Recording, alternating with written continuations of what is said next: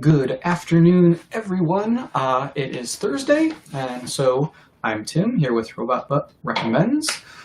Throw something out at you guys to watch and occupy yourself with as cases go up and we stay in.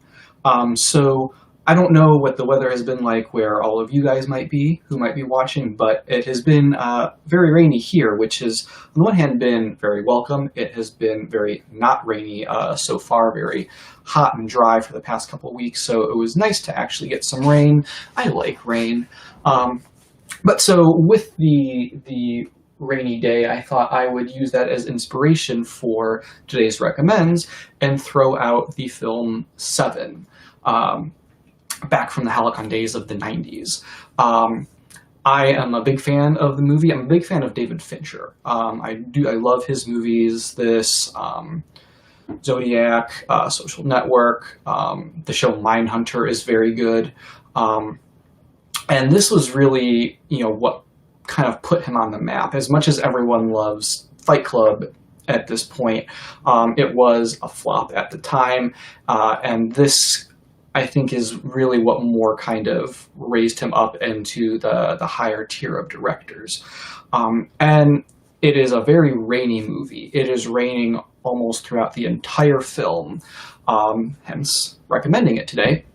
But it really does, that sense of just everything being drenched really does help the movie out, because it really underlines that suffocating sense of dread and just lost the word, eventuality that the movie is kind of steeped in. And the first time I watched it back in high school, the whole seven deadly sins thing, motif of the serial killer, I thought was oh, that's really cool. That's edgy and all that. That shit that you think is fun when you're young. But even aside from that, it's an incredibly well-constructed movie and mystery. And, for as graphic as it can be with those seven deadly sins, what the movie does very smartly is the worst of it they don't show you. So the gluttony guy at the very beginning is very gross. It's still graphic.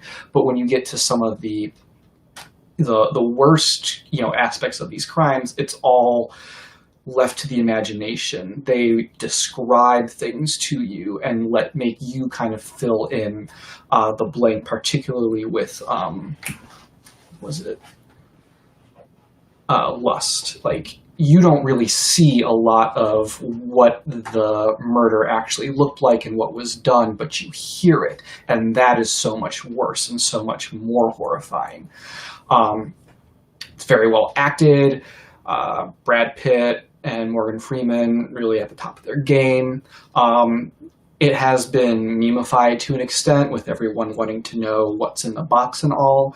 But even when you know that twist, which was pretty mind-blowing when I first watched it as a teenager, even when you know that going in now, it's still a very satisfying conclusion to the story that's being told, as dark and nihilistic as it is.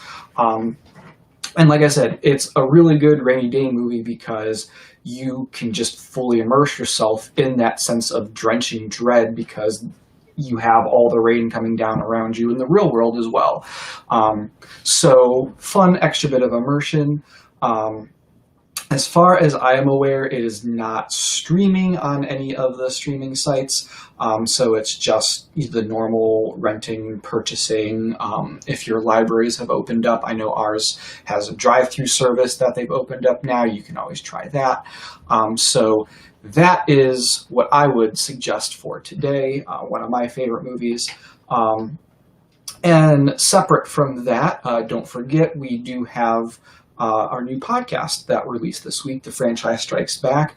That one is all about the Toy Story film. So, if you need a nice pick-me-up, something happier after watching this very rainy, very kind of depressing movie about a serial killer, pop that podcast on and let us kind of ease you into the rest of your evening and rest of the weekend with stories about our discussion about anatomically correct toys.